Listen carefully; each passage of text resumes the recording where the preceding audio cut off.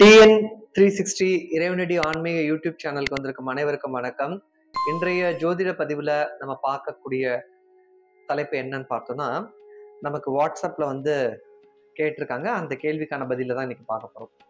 சிலர் நிறைய பேரை நம்பி நம்பி ஏமாந்துருவாங்க. அதாவது ஒருத்தர்கிட்ட ரொம்ப நம்பிக்கையா இருப்பாங்க.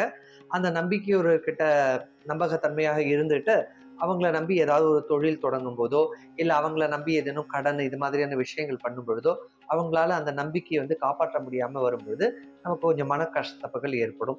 இப்படி இந்த மன கஷ்டங்கள் ஏற்படாம இருக்கிறதுக்கு என்ன பண்ணணும்னா, முன்கூட்டியே நம்ம யோசிச்சு இது மாதிரியான யார் நம்பிக்கைக்குரியவர்கள், அந்த நம்பிக்கைக்குரியவர்கிட்ட இருந்து ஏமாறாம இருக்கிறதுக்கு என்ன பண்ணலாம் அப்படிங்கறத நம்ம யோசிக்கணும். சரிங்க. இதெல்லாம் நம்ம என்னதான் யோசிக்கிறது ஒரு பக்கமாக இருந்தாலும், நம்ம ஒருத்தங்களை நம்பி ஏமாந்துடுறோம். அப்படி ஏமாந்துட்டோம் அப்படின்னா அதற்கு என்ன பரிகாரம் அப்படிங்கறத இந்த பதிவுல பார்க்க போறோம். புதுசா நம்ம சேனலை பார்க்குறவங்க சப்ஸ்கிரைப் பண்ணிட்டு பாருங்க. இந்த விஷயம் நிறைய பேருக்கு யூஸ் ஆகும். அதனால லைக் பண்ணுங்க, ஷேர் பண்ணிட்டு பாருங்க. சரி, இப்ப நம்ம பரிகாரத்துக்குள்ள போலாம்.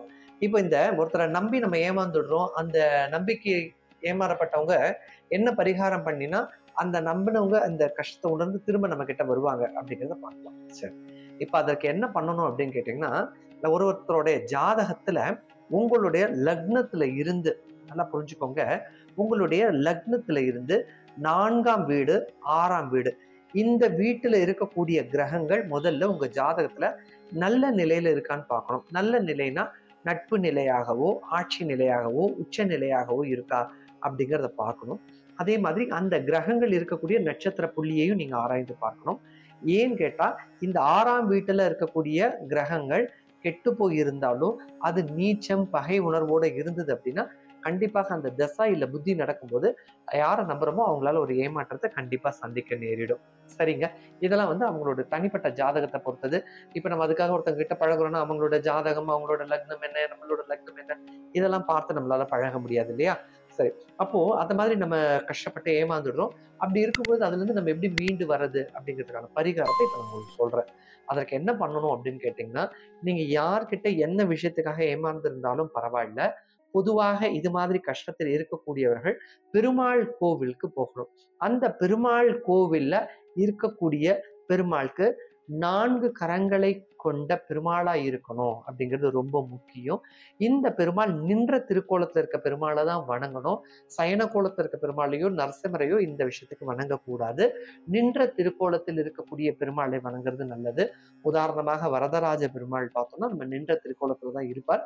இது மாதிரியாக இருக்கக்கூடிய நின்ற திருக்கோலத்தில் இருக்கக்கூடிய பெருமாள் கோவிலுக்கு என்ன பண்ணணும்னா, தொடர்ந்து 9 வாரமும் நம் அதிகாலையில எழுந்து நாம குளிக்கக்கூடிய தண்ணி, அந்த கங்கைன்னு சொல்லுவோம் இல்லையா, குளிக்கிற தீர்த்தத்தை, அதுல பாத்தீங்கன்னா கொஞ்சோண்டு கோஜலம் சொல்லக்கூடிய கோமியம், பசும் கோமியத்தை, சுத்தமான பசும் கோமியத்தை அந்த தண்ணியில கூட சேர்த்துக்கணும்.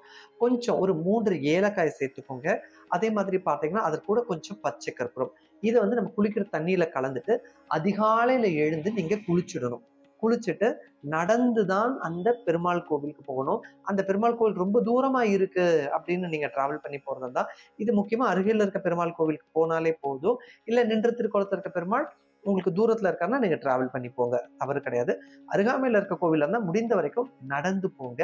நடந்து போகும் பொழுது நீங்க பெருமாளை தரிசனம் பண்ணணும் அப்படின்னு போகும்போது பெருமாளுக்கு பசு நெய், சுத்தமான பசு நெய் இருக்கு இல்லையா, ஒரு 50 ml பசு நெய் இருந்தாலும் இல்ல 100 ml கூட போதும். அந்த பசு நெய் கூட சேர்த்து உங்களுக்கு பெருமாளுக்கு மனோரஞ்சித பூ கிடைச்சதுன்னா உங்களுக்கு மனோரஞ்சித பூ இல்ல செண்பக பூ, இந்த பூவும் பசும் நெய்யும் சேர்த்து பெருமாள் கோவில்ல கொடுத்து பெருமாளை ஒரு 3 நெய் தீபம் ஏற்றுங்க. 9 முறை பெருமாளை சுத்தி வலம் வாங்க. இந்த பரிகாரத்தை ஒரு 9 வாரம் நீங்க கண்டினியூ பண்ணிட்டு வந்தீங்கன்னாலே உங்களுக்கு யார்கிட்ட நம்பி நீங்க ஏமாந்து இருந்தீங்களோ அந்த நம்பிக்கைக்குரியவர்கள் திரும்பவும் உங்ககிட்ட பேசுவாங்க. அதே மாதிரி நீங்க ஏமாற்றப்பட்ட விஷயம் திரும்ப உங்களுக்கு கிடைக்கிறதா இருந்தா கண்டிப்பா நியாயப்படி உங்களுக்கு வர வேண்டியதா இருந்தா கண்டிப்பா கிடைச்சிடும். அதனால இந்த பரிகாரத்தை யார் வேணாலும் பண்ணலாம், ஆண் பெண் இருபாலரும் பண்ணலாம். இதற்கு எந்த கிழமையில நம்ம பண்ணணும் அப்படின்னு விசேஷமா நம்மளுக்கு கண்டிப்பா தெரிஞ்சுக்கணும். இதை பண்ணக்கூடிய கிழமை அப்படிங்கிறது செவ்வாய்க்கிழமையில பண்ணிட்டு வர்றது ரொம்ப நல்லது. அதிகாலையில் எழுந்து குளிச்சுட்டு பெருமாள் கோவிலுக்கு போயிட்டு பசு நெய் கூட சேர்ந்து மனோரஞ்சித பூ அல்லது செண்பக பூ சேர்த்து பெருமாளுக்கு கொடுத்து பெருமாளை பலம் வந்துடுங்க. 3 தீபம் போட்டு வணங்கிட்டே வாங்க. இதை பண்ணிட்டே வரும்போது 9 வாரத்துக்குள்ளேயே நம்ம யாரால ஏமாற்றப்பட்டோமோ அவங்க கிட்ட இருந்து ஒரு நல்ல தகவலும் நமக்கு கிடைக்கும்.